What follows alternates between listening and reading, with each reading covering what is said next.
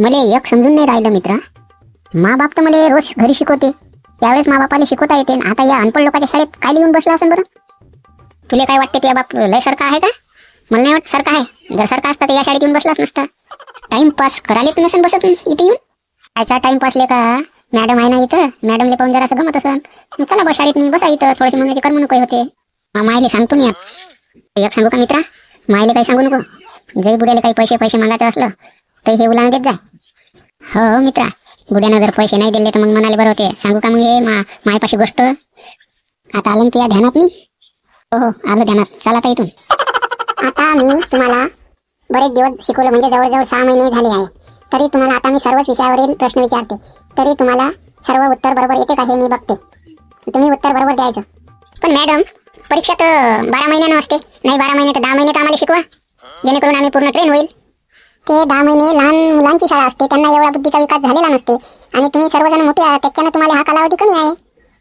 आता मी तुम्हाला सर्वाला गणित, विज्ञान, भूगोल सर्व विषयावर प्रश्न विचारते. तुम्ही उत्तर बरोबर द्यायचे. तू शाळेत रोज उसरा काय येतं बरं? मॅडम माझा शाळेत जाव की नाही जाव हा विचार करता करता वेळच होऊन जाते. मग विचार करायचंच नाही. मॅडम माणूस म्हणल्यावर तर विचार करणारच आहे. बरं ठीक आहे. आतापर्यंत तुम्हाला बरंच काही शिकवलं. या शिकवण्यामध्ये तुम्हाला काय समजलं? मॅडम मी सांगू का? सांग. अभ्यास करताना असं लक्षात आलं काहीतरी गहाड झाल्यासारखं आहे. काय गहाड झालं? इथे आल्यावर माझं लक्षच राहत नाही, लक्ष गहाड झालं. मॅडम याचं लक्ष आहे ना तिकडे वावराकडे जास्त राहत असं. नाही मॅडम, रात्रंदिवस मी अभ्यासाचाच विचार करतो. रात्रंदिवस अभ्यास करायसाठी नाही आहे ही शाळा. ही शाळा तुमची साक्षरता अभियान म्हणून आहे का नाही? तुम्ही काम पण करा आणि शाळा पण शिका, अशासाठी ही शाळा आहे. तुम्हाला आतापर्यंत मी गणित, इतिहास, सामान्य ज्ञान सर्व गोष्टी शिकवल्या. हे सर्व बरोबर समजल्या का? सांग बरं तू क्या. 5 + 5 बरोबर किती होते? मॅडम 5 + 5 म्हणजे 55 होते. अरे या 5 + 5 55 कसे होईल? तुम्हीच तर सांगितलं मॅडम, 5च्या शेजारी 5 ठेवला का त्याचे 55 होते. अरे मी अधिक मंदात टाकला ना, 2 5च्या मंदात. 2 5च्या मंदात अधिकचं चिन्ह कशासाठी असते हे याला अजून कळलंच नाही. हो नारायणराव, माझं लग्न नाही झालं. लग्न झालं का तिला कळेल मला. आता तुम्हाला काय विचारत आहे, प्रश्न काय देता तुम्ही? त्यात मी लग्नाचा आणि त्या अधिकच्या चिन्हाचा काय प्रश्न आहे? मॅडम यांच्या गोष्टीकडे अजिबात लक्ष नका देऊ. हे बघा माझं गणित बरोबर आहे का? गणित अगदी बरोबर आहात, तुम्ही हुशार आहात नारायणराव. पण हुशार आहे तर शाळेत काय लिहिते तेच कळून नाही राहिलं मला.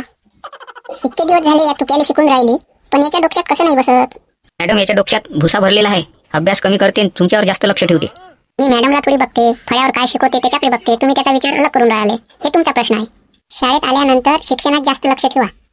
सांगा बरं मग, पृथ्वी सूर्याभोवती फिरते की सूर्य पृथ्वीभोवती फिरते? बहुतेक मॅडमला सुद्धा माहित नाही.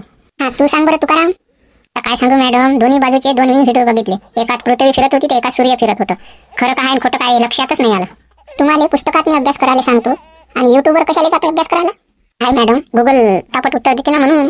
अरे बाबा, मी पुस्तक वाचायचं सांगतो, युट्यूब बघायचं नाही. ठीक आहे मॅडम. सांगा बरं मग, भूतकाळ, वर्तमान काळ आणि भविष्यकाळ म्हणजे काय? मॅडम मी सांगते.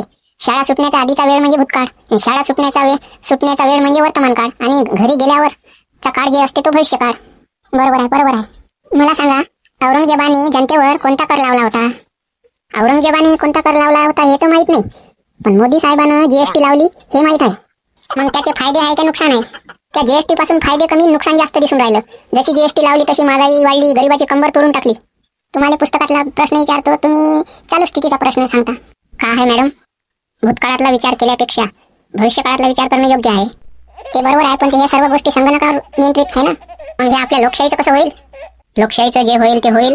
पुढचे प्रश्न द्या मॅडम. पण मॅडम, हे जीएसटी गरीब माणसाची कंबर तोडत आहे, महागाई बेसुमार वाढली आहे, म्हणून हा प्रश्न महत्वाचा आहे ना. त्या गोष्टी तो याच्या आधी केल्या असता तर तो खरंच देशाचा पंतप्रधान झाला असता. नाही मॅडम, मी पंतप्रधान नसतो झालो. का बरं? का नसतं झाला? कारण मला खोटं बोलता येत नाही. खोटं बोलून शेंडी लावणं हे मला जमत नाही, म्हणून नसतं झालो. हा मॅडम, याचं बरोबर आहे. राजकारण म्हणल्यावर खोटं बोलते, खोटं बोलून जनतेला फसवते. मला सांगा बरं, पृथ्वीवर सर्वात जास्त पाणी कुठे आहे? मी सांगतो मॅडम. सांग बघू. पृथ्वीवर सर्वात जास्त पाणी नारायणरावाच्या मोरीत नाही आहे. असं पृथ्वीवर सर्वात जास्त पाणी नारायणरावाच्या मोरी आहे. म्हणजे मोरी समुद्रापेक्षा मोठी आहे का? हो मॅडम, त्या मोरीत एवढं पाणी होते, सर्व पाणी रोडवर येऊन राहिलं, आणि रोडवर आल्यावर सारा चिखल झाला आणि धडाधड लोक पडतात. मॅडम यायला पृथ्वी म्हणजे आपलं गावच वाटते, गावापेक्षा मोठी काहीच नाही असं वाटून राहिलं, म्हणून हे माझ्या मोरीचं नाव घेत आहे. मग हे तर असंच झालं ना. त्या डबक्यातल्या बेंडकाले कसं वाटते, आपण ज्याच्यात आहे बा हेच समुद्र होय.